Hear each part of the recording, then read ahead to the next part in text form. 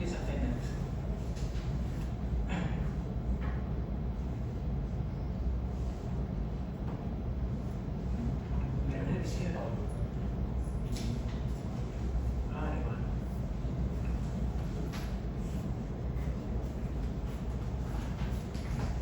So many not here. I'm not sure why.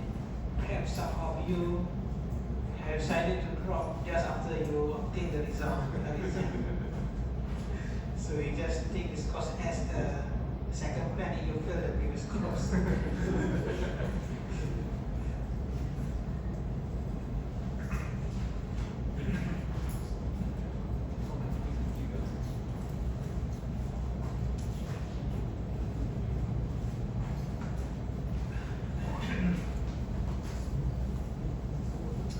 Alright, so I think we will discuss the first part of the lecture 4, so lecture 4A. So basically, so this is another model, the one that we call as exponential smoothing. So we discuss the smoothing method first. So it has some similarity with the smoothing technique that we used before to perform classical decomposition, but they want to decompose structured data into the 3 subcomponents. But this one we want to use smoothing to produce forecast directly. Okay. Okay, so what is smoothing method? So we have a number of different ways. So averaging method we have 2, the mean and moving averages. And then exponential smoothing method we have, this is what we call as classical version of the classical version of the exponential smoothing method. So later in the next lecture we discuss and introduce to the more recent version of exponential smoothing model, the one we call ETS exponential smoothing model.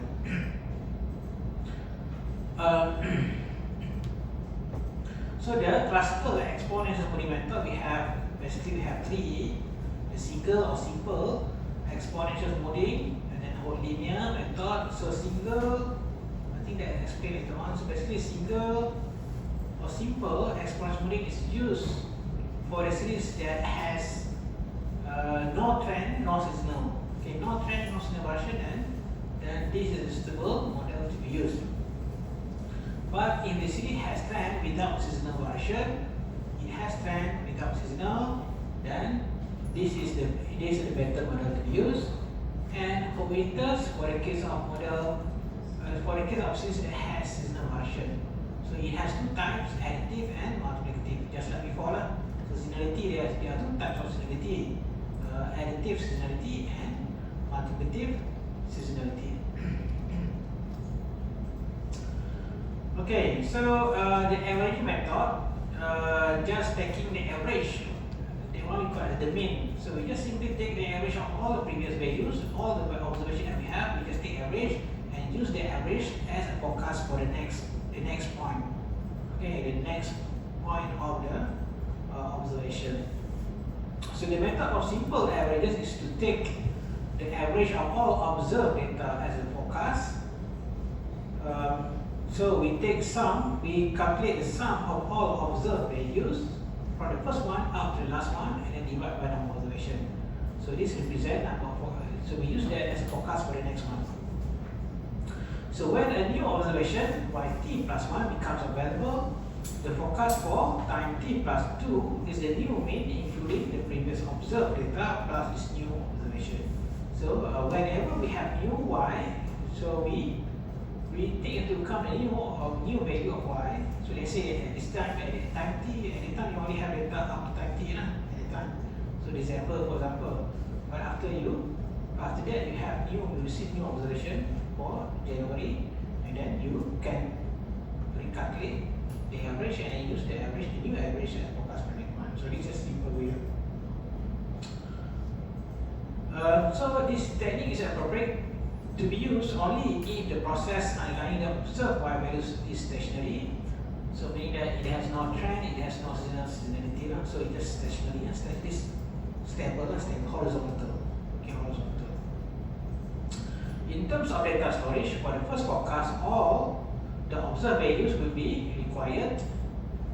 For all succeeding forecasts, only 2 items needs to be stored as times of on. So since for the second forecast, it is the sum of all observed values divided by, because we have including new observations, so we have t plus 1. So forecast number 2. Okay, so this can be written like this because this is equivalent to sum of the observed value up to time t plus new observation at time t plus 1 and divided by t. Total number of observation involved t plus 1. And then this is equivalent to this one, because this one, the sum of y, because we know that if this sum of y divided by number of t, number of observation t, so you get average. The average the average is used to this forecast at t plus 1. So basically this is the average of the observed value from time 1 up to t plus up to t. Okay, so if you want to get the sum of all observed values, so you just multiply again by number of observation t. So multiply that, you get this one. So this. Okay.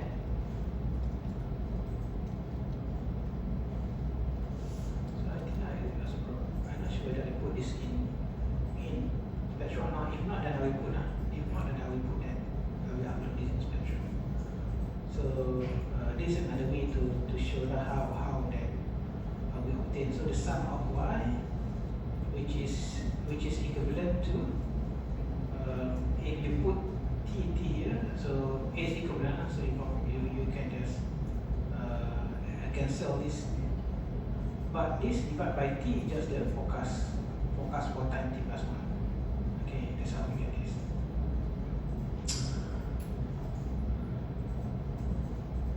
So using the mean approach, we only need to have the previous forecast plus new observed value. So only the most recent forecast and the most recent observation need to be stored in order to allow us to calculate the next forecast. Okay, we just need to have the new observed value of y, the value of new observed value, and the previous forecast. Okay, so and time t plus 1. We don't need to keep data y1, y2, yt up to yt. We just need to have 2 values to keep or to store 2 values. Okay, so this one, the new observation, and then the previous estimate or the previous forecast. And then the second approach is then moving average. Okay, so this one we take average using a fixed number of observation. So one way to modify the influence of past data on the mean as a forecast is to specify how many past observations will be included in the mean.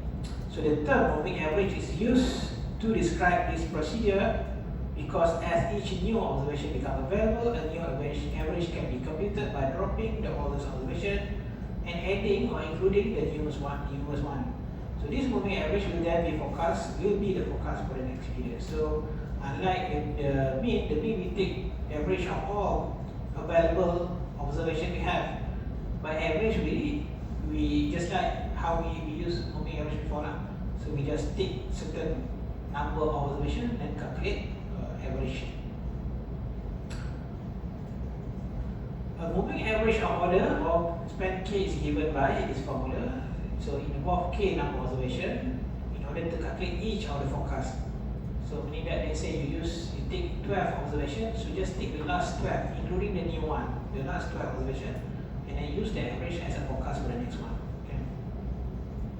So now that this moving average is different from the one that used in smoothing time series to estimate trend cycle, that is by taking an average already by 1. But here we are forecasting the next observation by taking an average of the most recent observation. Basically the calculation is the same. Okay, but previously we used moving average to estimate the trend. Okay, of the series. But here we are taking average of the last certain number of observation and use the average as a forecast for the next one. Okay. So advantage compared to simple means, which deals with all the past data, a moving average of order k deals only with letters k periods of known data.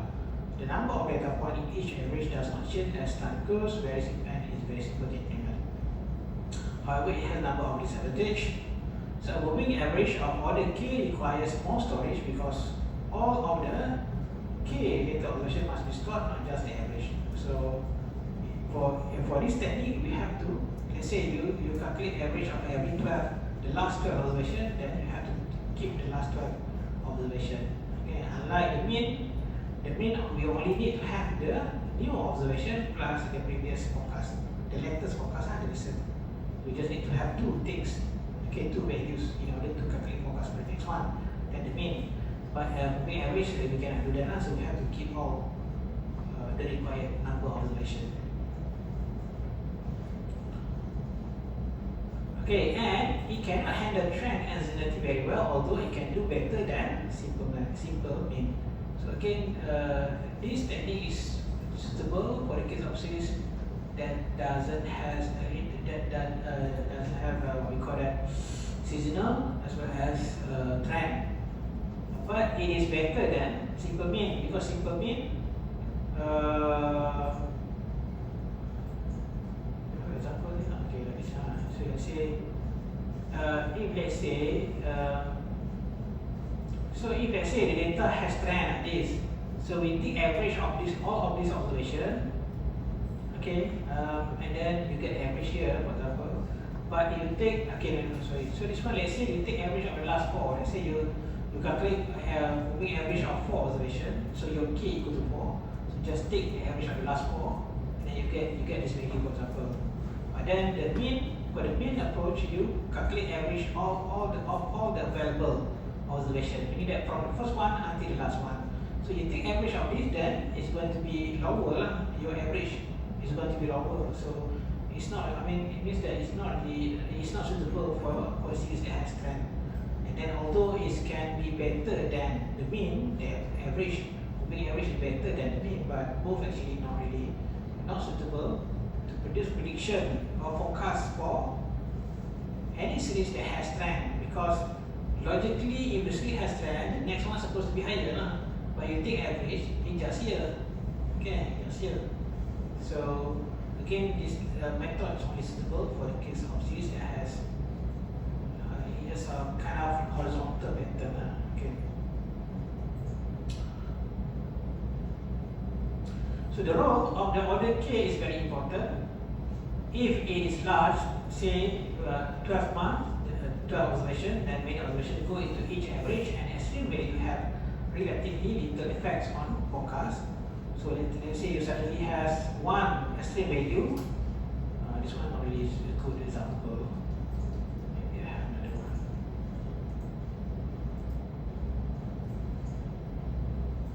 So let's say you have something like this. Let's say suddenly you have an extreme value which is what we call that substantially larger than, higher than the other values. So it depends. So if let's say you calculate average every 12 observation, as compared to taking average of every 4 observation. So if every 4, then it will affect that. So then the extreme value will affect the average value. Okay, as compared to if you take average of every 12. Let's say there's 1 extreme value, then the effect will be less than. It's going to be less than the case of smaller number of k. So the resulting series forecast will be much smoother than the original series if you have larger number of observations to calculate the average. Okay. So for this reason, the moving average method is called a smoothing method. If the order is small, say 3 months, then extreme observation have a larger, extreme value also have a larger effect on the forecast. The forecast series will be much less smooth if you have used small number of observations to calculate the average. At one extreme, if the order is k to 1, so there is no smoothing effect at all. So this method simply forecasts next value to be the same as the current value. So this is what we call as naive forecast. So this is what we call as naive forecast. Okay, naive forecast, you simply use value, the last observed value, the last observed value as a forecast for the next one. That's what we call night forecast. So example, so this one, the closing price as a forecast for the next one. And at the other extreme is the order is k equal to the sample size. Okay, sample size. The number of observation in the time series, the mean of all the observation is used as a forecast. This is equivalent to mean forecast method discussed earlier. But basically, moving average requires us to have the same number. So if you decide k number of k equal to number of sample size, you can only produce forecast for once. Okay, the last one. The example given in the notes. Okay, so the mean and then for moving average. I think in the Excel part also you provide that example one.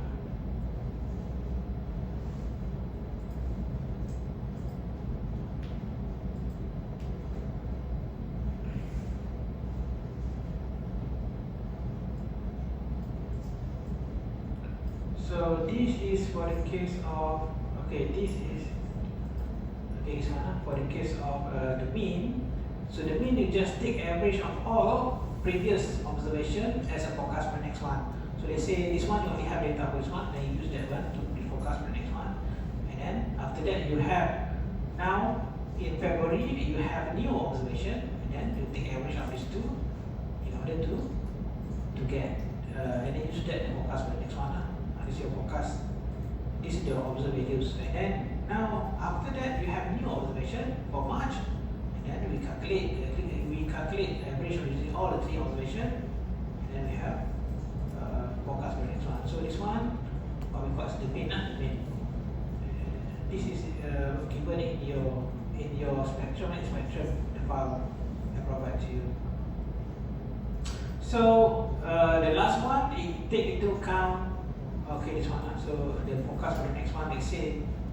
This is we are here, the last observation that we have, and then you to do forecast for the next one is just the average of all previous. Okay, to count all the observed values that we have. For the case of moving average, so let's say 3 months moving average. So we take the average of the last 3 observation only. Okay, so meaning that here we will have. So once we have 3, then we forecast for the next one. So every 3 we produce. So then later on, after this we have a new observation. So we will drop the first one and then include the new one and then take average. So this is moving average, 3 moving average every 3 observation. Okay. Or alternatively, if you take 5, meaning that you take average of every 12. The most recent 5 observation. Okay. We do the same for the other. Okay, so the last one as well. So this based on a fixed number of observation.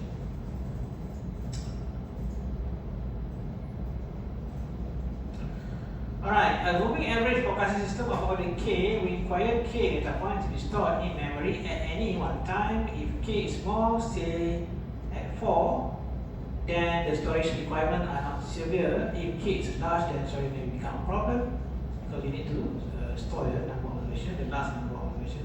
So in practice, the techniques of moving averages as a forecasting procedure is not used very often because the method of exponential modeling are generally better or superior in producing forecasts. Now we go to the exponential modeling method. There are 2 criticisms of the moving average method.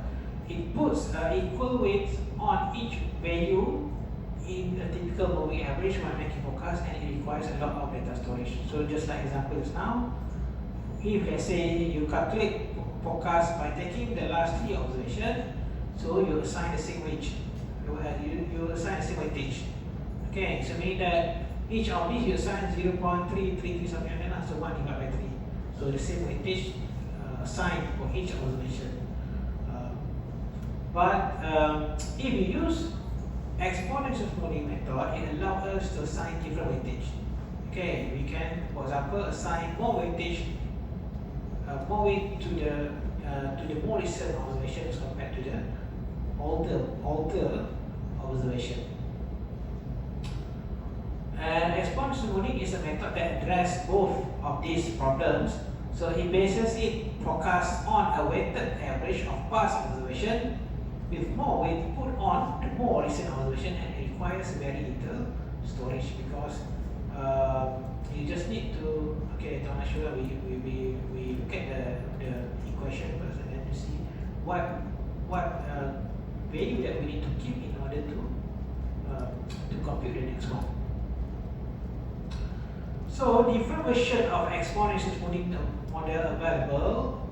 This one I explained before. Single or simple exponential smoothing is relevant when there is no pronounced trend or seasonality in the series. So if the series is just horizontal like this, there is no trend. Okay, or it has some decrease or increase, but it's fine. So we can use it. You can use that. Maybe it is not consistently increase or consistently decrease. Then we can use, because this technique allows us to update. The exponential smoothing allows us to update the level. So whole linear method is relevant when trend but no seasonality is present. So it has trend, something like this now. So it has trend but there is no seasonal variation, then we should use whole linear. Whole linear is the method which is suitable for this kind of data. Whole winters is relevant when both trend and seasonality are present. Okay, so or if let's say the series has seasonal variation but it's not trend, then it is better to use whole winters instead of other technique. Okay, but basically the whole winters is created to take into account or to cater for both trend and seasonal variation. Okay.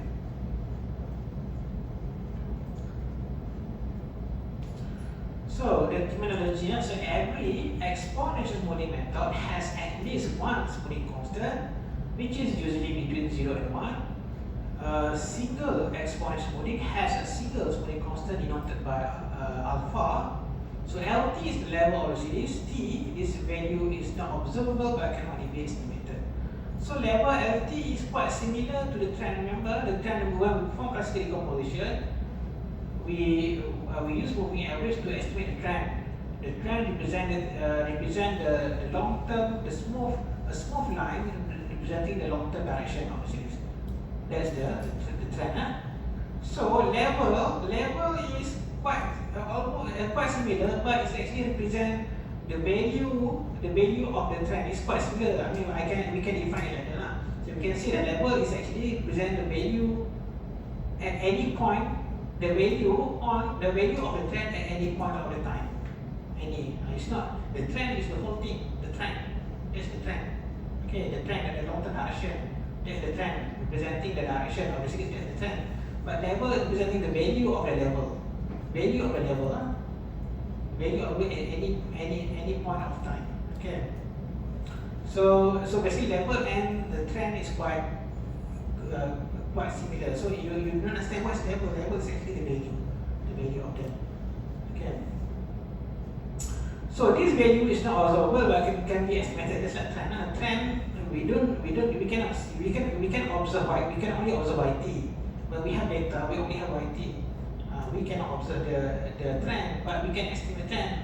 We can perform decomposition, and then we have estimate of the trend, estimate of the seasonal, estimate of the error. Okay. So single exponential smoothing is defined by following equation. So we have two equations. So the first equation is equation for us to update the level. Okay, this is one equation to update the level. The level is estimate, so you get kind of estimate of the trend value. Level is just kind of estimate of the trend value at any time of any time t, any point of time t.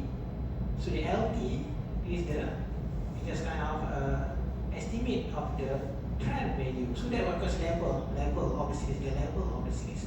Okay. So this single exponential smoothing method allows us to update whenever we have new value of y. then we can update the estimate of level, and then after that we use that estimate of level to produce forecast for the next one. So here we update the level by taking a portion of new information. So every time we have new y, new observation value of y, every time we have new value of y, we update the level by taking a portion. So let's say you decide alpha to be 0.5. Okay. So normally alpha is restricted between 0 and 1, in between 0 and 1 only. Okay, so that we have this, we can call this as a weighted average. Okay. So alpha normally is restricted between 0 and 0.1. Let's say your alpha is, you simply set alpha to be 0.5. So basically we can set any value normally, but we normally set the value in between 0 and 1. Okay, or alternative vectorized value. So alternatively we can estimate, not estimate, basically we want to find the optimal value. Okay, so unlike regression we have to estimate parameters. This one is not compulsory for us to estimate the alpha. Okay, so the alpha is just we can actually decide the alpha depends on how much we want to use the new information. Every time we have new y, and we want to update the level, and then we use that information to produce forecast. So the next forecast is just the last updated value of level. So the difference between exponential smoothing method and regression, the one that we discussed before, is one. Regression, let's say you have data up to time t here, and then you estimate your model. But later on, after that you have new observation. Let's say up to December. But then after you estimate December, in next month, January, you have new value of y. So if you want to take into account that new y in your model, then you have to re-estimate. You have regress again, so you have to include more. You have to include more t. You have to add additional value of y, and then additional value of t when you regress. So you need to re-estimate. But as this single exponential model, we do not need to re-estimate. Whenever we have new value of y, we can just update the level and then use the level to produce forecast for the next one. Okay, so that's the difference between this and what we used before. Okay, so here again, we have two equations. The first equation is for us to update. Whenever we have new value of y, we update the level by taking information from new y and then plus a portion from the previous estimate of level. So we take into account both the new information as well as the previous estimate of level together. So why we do that? Why do we need to do that? Because by assigning or by taking information from new information and the previous estimate, it allows us to control or to limit the effects of extreme value. Let's say you can, one way of course, if you set your alpha to be equal to 1, if let's say your alpha equal to 1, so meaning that your level is just the new observed value equal to the new data. Okay, so if your alpha is equal to 1, then basically you just produce forecast by just like before night forecast. You just use the last observation as forecast for the next one, because your forecast, the next forecast is just the LT. Okay, but if we assign different value, let's say 0.5, then it allows us to limit the effects of extreme value. If let's say, for example, like this, suddenly you have extreme value. Suddenly the new observation increase, but after that it's returned back to the normal range. Okay, so if you assign alpha equal to 1, then your net forecast is going to be higher. So we use that equation in order to to limit effect, if you assign 0.5, meaning that you just take 0.5 and half value of the new observed values, and then another half value of the previous estimate of level. Okay. So it's something like this. That's how the techniques is used. I think later I will update. But this one I forgot to put here. It is L3 is 0.5. If let's say alpha 0.5 of the new observed values plus half of the previous estimate L2. This one L2. It has L2 there. Later I will upload this one. Remember this one. So based on the equation. So meaning that we take into account information from new observed value as well as the previous estimate level in order to produce forecast for the next one. Okay.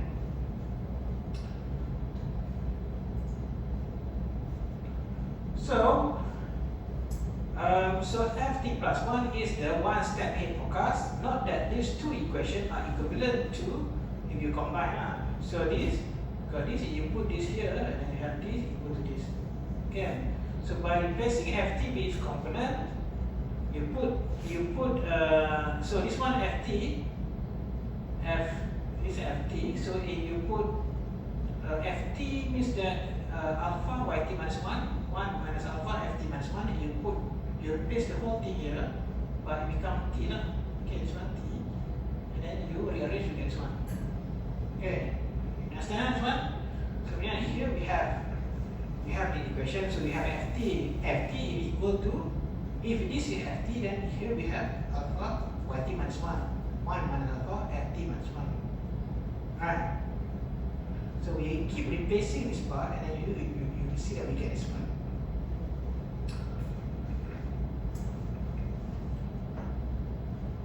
So if this substitution process is repeated by replacing Ft minus 1 by its component, Ft minus 2 by its component, and so on, then eventually we have this one. So you can see, if we assign alpha to be equal to 0.5, so here 0.5, right? 0.5. This one 0.5 times 0.5. It is 0.25.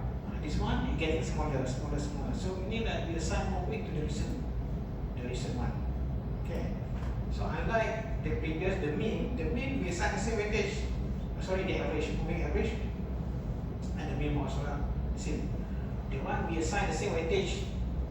But this one, we depending on the value of alpha, if it depends lah. If your alpha is smaller than, okay, I think that one. If let's say 0.5, you can see the values getting. We take less value from the old observation as compared to this one. So Ft plus 1 represents the weighted moving average of all past observation. The weight for all past data sum approximately to 1. The sum of all the weightage approximately equal to 1. Greater value of alpha give more weight to recent observation and less for the past observation. Alright, so equation 1 shows that how to update the estimate of level. It is the weighted average of the current observation Y1 and the previous level, the previous updated level or updated value level or estimate of level, LT minus 1, with respective weight alpha and 1 minus alpha. The equation 2 shows how forecast 1 period ahead is obtained. The 1 period ahead forecast Ft plus 1 is equal to the most recently estimated level. Okay, the one. The initial value of the level L1 is often taken as the first value of the time series Y1. So this is depends on different software use different way. So this one I explain to you the manual way first. How, if let's say we want to do this, procedure manually, and then we can just use this the easy way lah. When you use software, you use more complicated way to decide the first value, or we call as the initial values. The initial value of the level L1 is often taken as the first value of the time series y1. Since the first forecast f1 is unknown, it is taken as f1 equal to y1. Hence the second forecast in f2 y1. Another possibility for an initial value of level L1. So if you go back to the equation, of course we need to have the first one. Which one? We need to have the first one L1. We need to have the first L1. So L1 is just simply we just set it equal to the y1, the first observed value y1. Okay. And then after that you can start using the equation. L2 equal to based on this equation. Okay, you update the level. The second value of level L2 is based on you update using the new value of y by 2.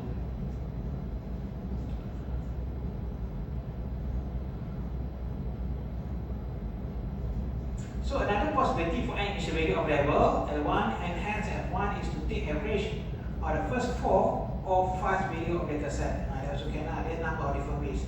Okay. You also can just take the first observation or you just take average of the first few number of observation. But although there are different ways, if you have long enough data set, eventually I think different technique will converge, it will produce value of the level, estimate of level quite close. If you have enough we call that data set. Okay.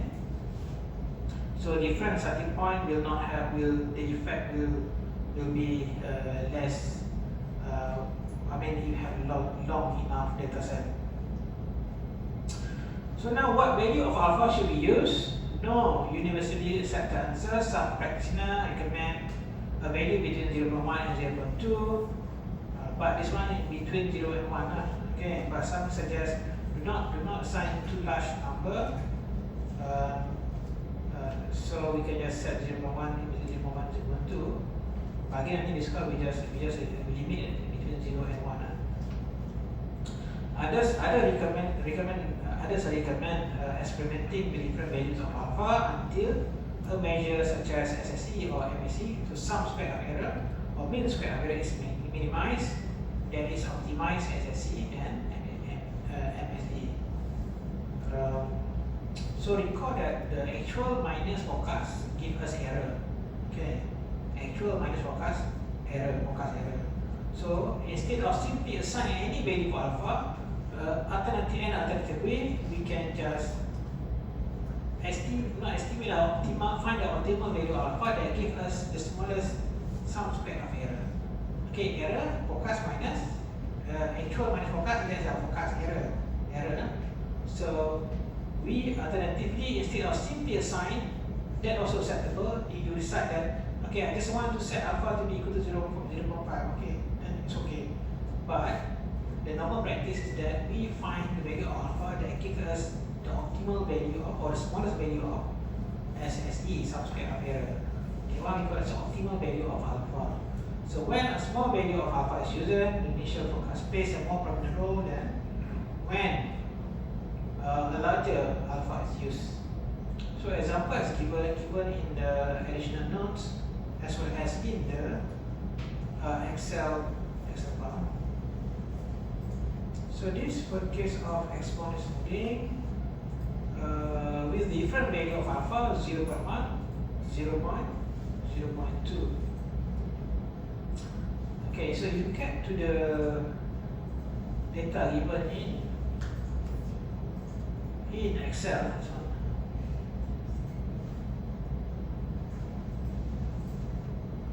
So this one, alpha we simply assign equal to 0.1.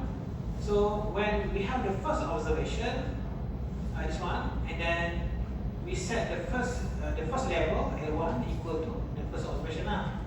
Okay, because this one we cannot use the given formula because we don't have the previous estimate. So we simply set L1 equal to Y1, the first observation. And then once we have new value of y, we can update the level using the given formula. Okay, so we update by taking only 10% of the new observed value and then 90% about 0.9 lah. 1 minus alpha, that's the equation.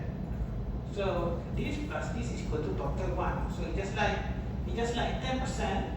When we update, we just only take 10% of the new information on new y, and the rest 90% we take from the previous estimate on level. Okay. So we do it to account both. So that's why, because we don't want if let's say we have extreme value to affect our forecast.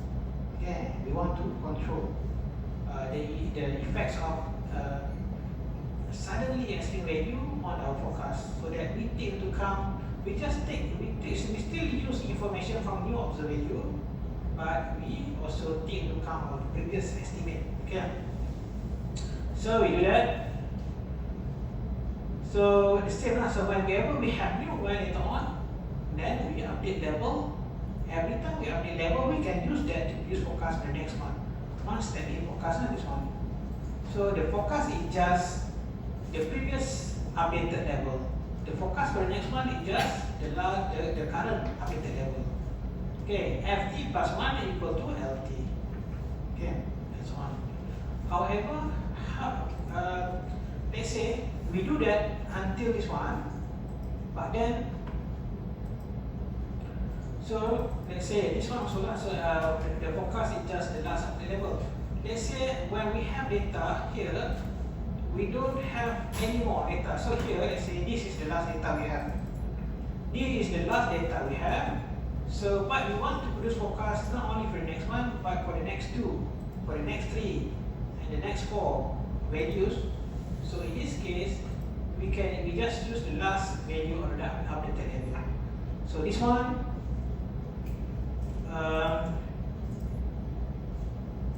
okay, we use one. So for in sample, we just use Ft plus 1 equal to Lt. But for our sample, when we want to produce forecast for more than one step ahead, then we use Ft plus n equal to Lt. So meaning that we just use the last updated value of level to produce forecast for the next. Okay. So it's a flat forecast function is used because single exponential smoothing method works best for time series that have no trend, no stability or other underlying pattern. Okay, this is for linear. So we do, okay, I show quickly this one. This is we simply assign 0.1 or we simply assign 0.5. Okay, the smoothing constant. So of course we produce different forecast values, or alternatively you can perform optimization so that it provides the optimal value of alpha that gives us smallest sum squared of the error. Okay, so actual minus forecast gives us error. So we want to find what value of alpha that gives us smallest sum squared of error. So this one error, actual minus forecast. So we can, if we take sum square of each of these, you get SSE lah. Yeah. And then this is the value of alpha that we use to update level. Okay, the value of alpha used to update level. So in Excel, if you Excel, you can use Excel solver to find the optimal value of alpha that gives us sum square of error. So what you need to do, you go to data, you select solver, Excel solver.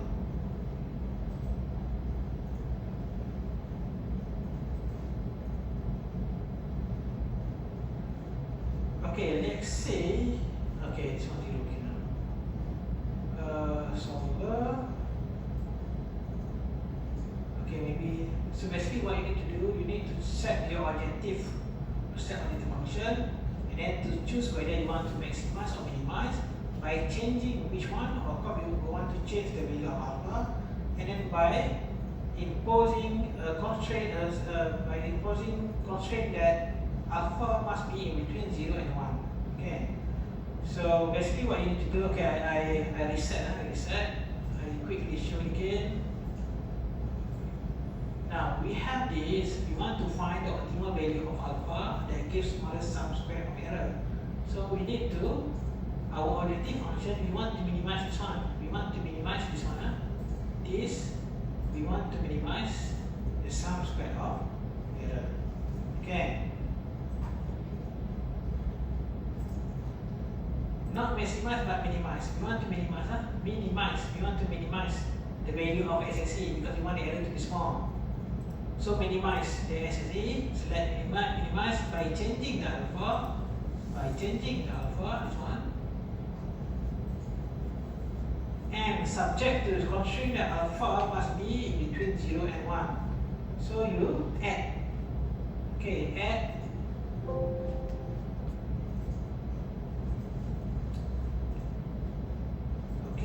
this, minimize this by changing this, add constraint alpha must be less than 1, add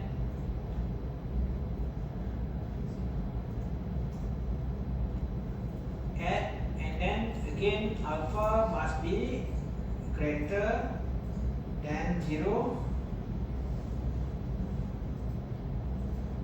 and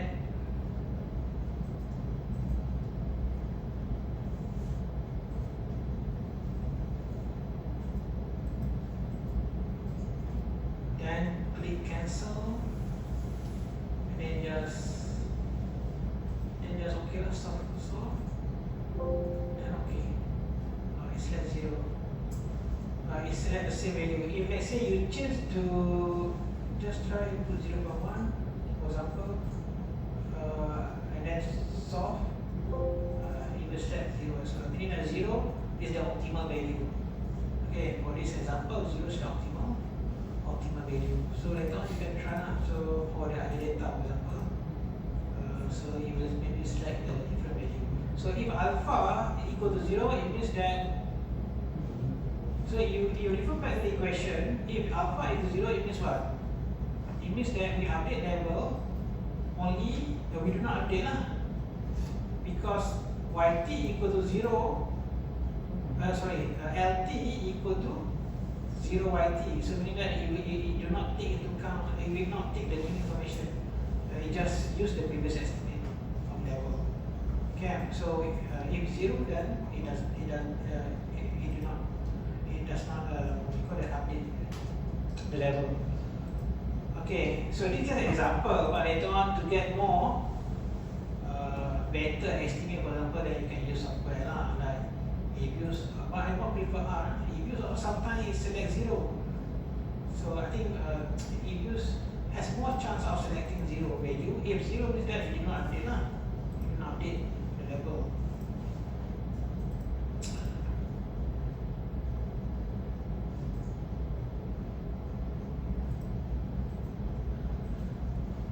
Okay, before that, maybe I show you the data that we use for this one.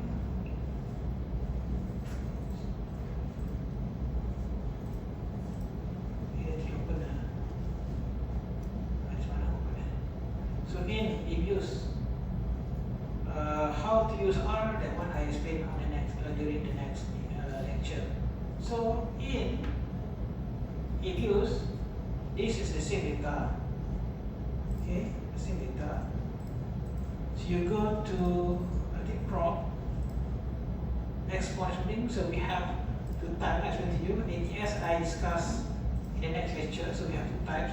The classical version, the simple exponential. This one the classical version. We have for single exponential, for linear, for vectors additive, for vectors manipulative. But in use you also provide additional one. ATS I explain this next lecture. So ATS is more modern version of the exponential smoothing model. So you select simple, single. This is single exponential smoothing model. So we have only one smoothing parameters alpha. Okay, here if you want it to estimate or to provide optimal value by, so it has mentioned here, basically I think it's like the smallest some speck of error. You put it, it will calculate or find the optimal value lah. If you want to assign any value, let's say 0.5, then you put a 0.5 there. Let's say you want it to be 0.5. Let's say you say that I want to update, but I just want to take half of the new observation in order to update level. So I just put 0.5 whatever. Okay, so and then you set the value by yourself. But this value normally we put in between 0 and 1. We limit it. If you put more than 1 or less than 0, it's no longer weighted and it's no longer weighted average. Okay, now we want to estimate it just E. Well, we want to find optimal value. Okay, now if use N as well as R, use different way to set initial value. Just now in lecture note we explain or discuss the manual way of setting the initial value. We simply set L1 equal to Y1. Okay, but different software use different way. So that's why it will produce different forecasts.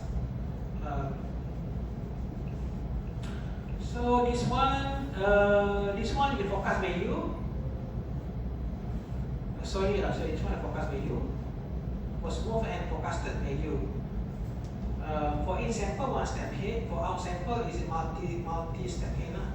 In that, so we have data until November 2000. So in that, after that, you will forecast one step ahead, and then two step ahead, three step ahead, and so on. But for the case of single response modeling, remember just now in the note it said that Ft plus M equal to LT, so you just use the last updated value of level. Just the same value, the forecast just flat forecast. So okay. So the estimated optimal value of forecast 0.001, some speck of error or residual, the one given.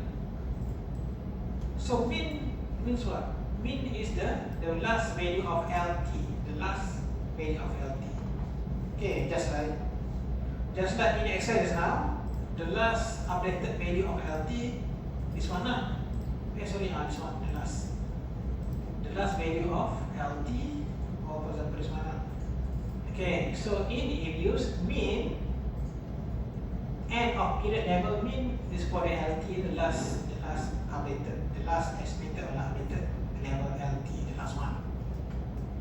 So you can for single as we know lah, your forecast for our sample it just this value because Ft plus N just equal to LT. So this is your LT, the last one. So your forecast is going to be this forecast. Okay. Forecast for our sample starting from this one. Because this up to November, so December is the next one. So all the same. Okay, because forecast just flat value because this approach is suitable for the case of series that has horizontal pattern without trend, without seasonal variation.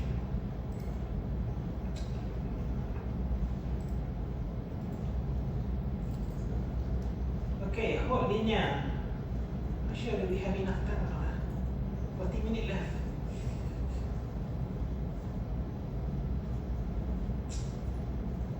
Let's see. So, hot linear. The single exponent only method generally works well if there is no obvious trend in the series, but if there is a trend and this method lags behind, for example, if the series is constantly increasing, simple exponent only method forecast will be consistently low. Just like before lah. If you have this kind of data, and then you use single exponent modeling, your forecast just flat. It's just the last updated level. So but linear is not suitable. if the series has trend, you use single exponential moving, then your forecast is just flat, equal to the last operator LT. So it's not suitable for the case of this kind of series that has trend. So for this kind of data, we should use whole linear, because whole linear take into account the trend as well.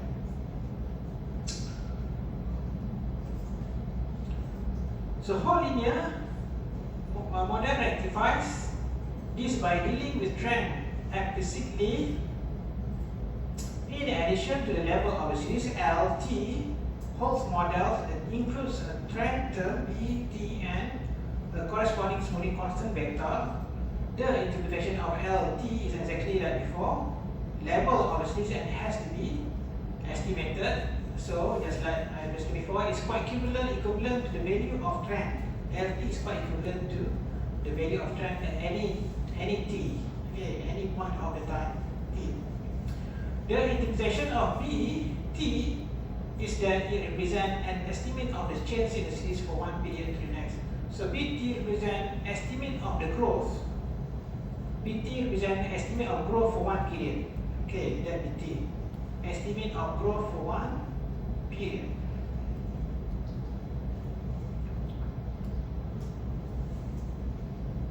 So the equation for whole linear method is given by this. So there are three equations. So like before, we have equation to update the level. Now we have the equation for growth, and this equation allows us to update the growth for one period to estimate the trend. So this one we call as trend. So we call it as the estimate of the change in the series. Okay. So we also can also growth for one period, growth for one period. And then this is how we calculate the forecast. T plus n, just the last updated level plus how many times the the forecast move from the last one.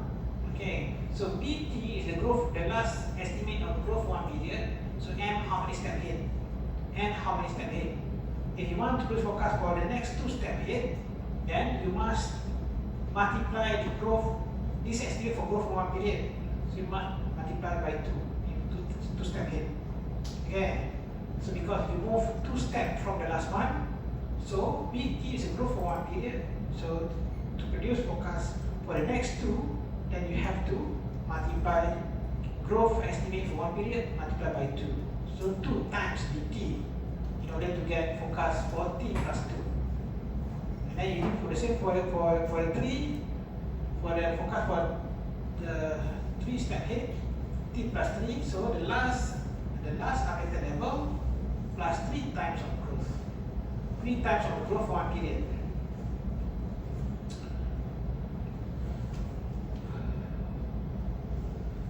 So equation 1 says that the updated level is a weighted average of the current observation and the previous level plus the estimated change.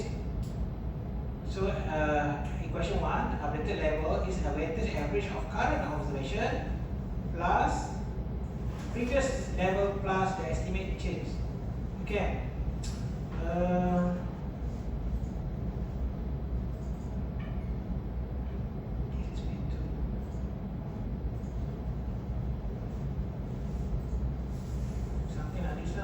Okay, so this one. So of course, just like before, we need to set the initial value. So if you do it manually, so the first level we just set equal to y1, and then we also need to set the initial value of growth estimate of growth one period by taking the difference between two observed value y second observation minus the first observation. That gives us the first estimate of the growth for one period, growth for one period. And then starting from point number 2, then we can start update the level. Wherever we have new y2, then we update the level. So you see here, we update the level by taking a portion of new observation plus a portion of pre-estimate of the current level. So this one just pre-estimate. So the level L1, the previous level L1 plus growth for one period gives us pre-estimate of the level See here? So this one, why we have the equation? Because so it's slightly different. It's slightly different to the first one. The first one we don't have this. We only have L t minus 1, right? So the previous one we just take the new observed value plus the previous updated level. But it's no longer suitable here because the series has trend. It has increasing value. So in order to get the next level, we have to take into account growth. How many the amount of growth for one plane. Because we move from L1 to L2. Point number 1 to point number 2. Okay. So again, look at this diagram. So we move from this to this. So level 1 to level 2. Level 1 to level number 2. So this one we have to add now. So L1 here below. Growth here, the pre-estimate of level 2 must be higher. So it is L1 plus growth for one period gives us higher level. Okay. Estimate of the this one is like pre-estimate of the level, the next level. But again, this just based on previous estimate. We also want to take into account new information which is come from here, new y. Okay. So we use both information from new y as well as the previous estimate. Again, let me know it's already 9 p.m. 7 p.m. So that's how hot linear allow us just before. Allow us to update level, and then at the same time we also update the growth. Okay, this one. Initially we set our initial growth one period. Just take the difference between the first two. We apply y2 minus y1 give us growth. Okay, this one. But then whenever we have update the level 2, and then we can take into account the difference between L2 and L1 to calculate new growth, to update the growth as well. Okay, so now we update the growth B2 by taking information from the difference between L2 and L1 plus the first estimate of growth. Just like so, the same concept. So we take a portion of just like a new growth, sorry, not new, just like a recent actual growth, which is given by L2 and L1, the difference, and then we also take into account the previous estimate of growth for one period. So we calculate this, we get new estimate of growth for one period. Okay. So this one later I will upload in the spectrum. In terms of the forecast, okay, this one. Let's say we only have data until this y6, only y6, and then we want to produce forecast for the next one, and then the next one is just the previous level plus growth one period. Understand? The previous level plus growth one period gives us forecast for the next one. If you want to produce forecast for the next one, another one, the next two points, 2 steps ahead. From here, you are here, but you want to produce forecast for the next two. So you take the last estimate of level plus 2 times of growth because you are moving 2 steps. Okay, you moving 2 steps. So you need to calculate. You need to multiply by 2. So that's why. So that's why we have this equation for forecast.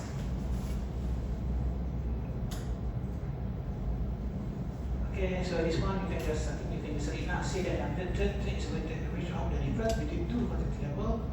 I think we explain just now. M period head forecast made in period T, it is an estimated level plus M times the estimation per one period. So to set the initial value, the first level is just y1.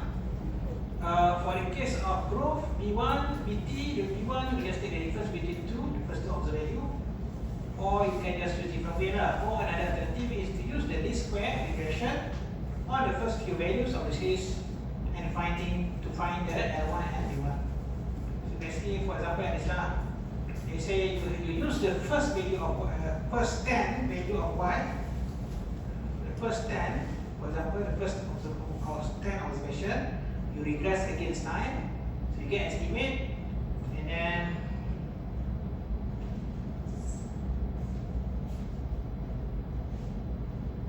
you estimate using regression just like the one that we did before, and then you use this as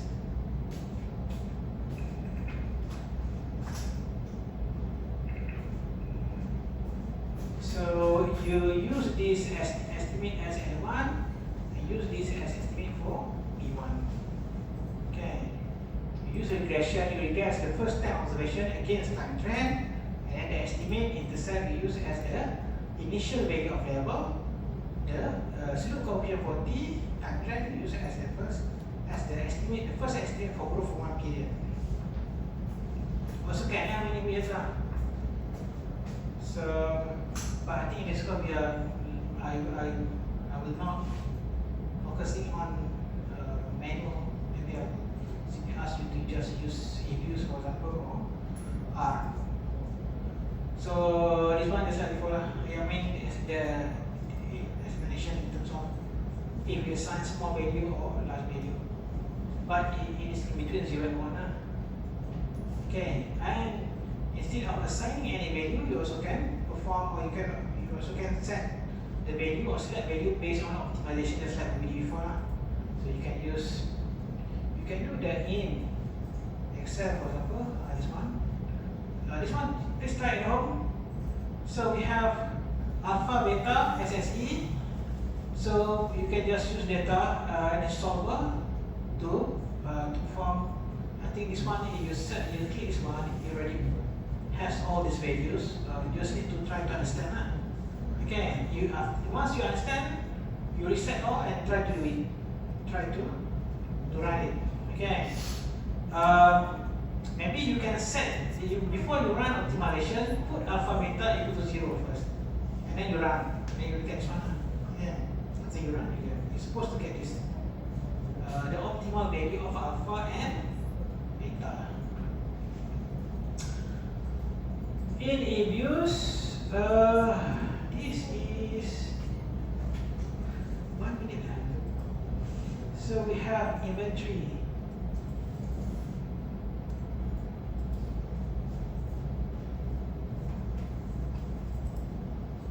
So your data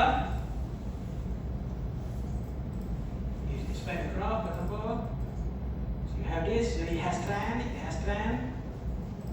Assuming that that is not seasonal, okay. If it has seasonal, then you have to use all winters. But this one, assume that it's not seasonal, but it's trend.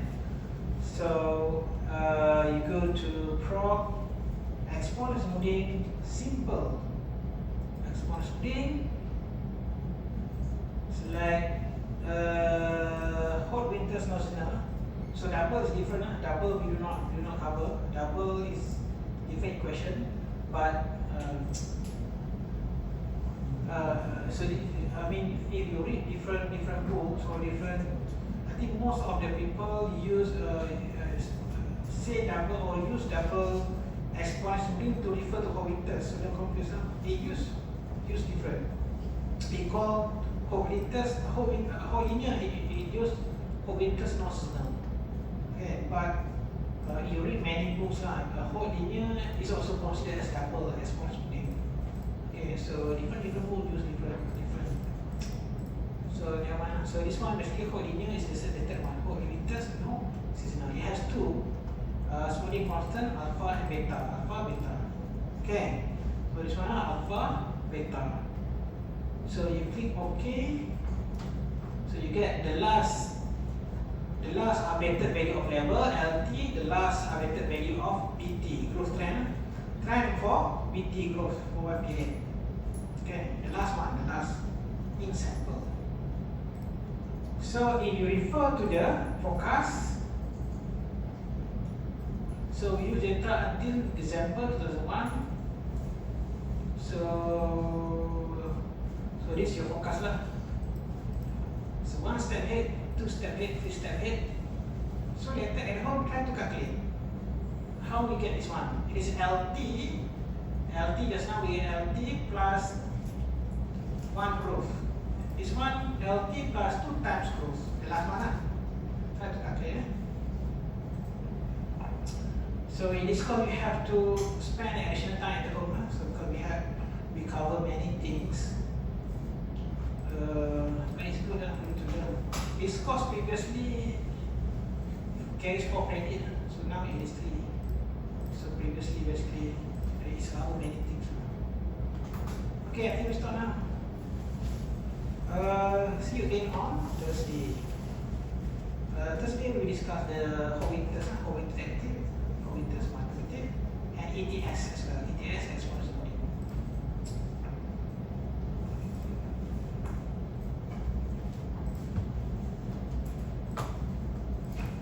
Okay, just before, please turn off, shut down computer before you leave.